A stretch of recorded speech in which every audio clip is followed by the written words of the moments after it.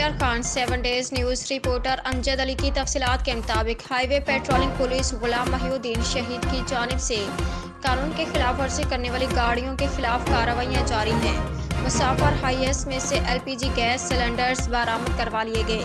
Driver के खिलाफ मुकदमा दर्ज करवाकर पुलिस के हवाले कर दिया गया। तफसील के मुताबिक पेट्रोलिंग पुलिस रीजन बहावलपुर के एसएसपी चौधरी हसन की हिदायत और DSP patrolling police Rana Naveed Mumtaz की सरबराही में पेट्रोलिंग पुलिस की जानिब से जुराइम पेश अनासर और कानून के खिलाफ वर्जी करने वाली गाड़ियों के अमला और मालिकान के खिलाफ कार्रवाइयाँ जारी हैं।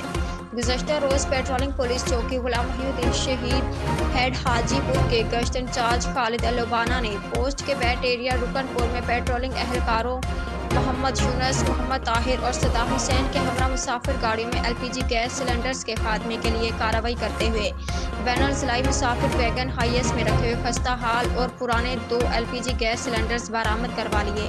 मज़कूरा मुसाफिर हाईएस में रखे गए एलपीजी गैस सिलेंडर्स इंतहाई पोशीदा और खस्ता हाल हो चुके थे, जिनमें से गैस लीक हो रही थी।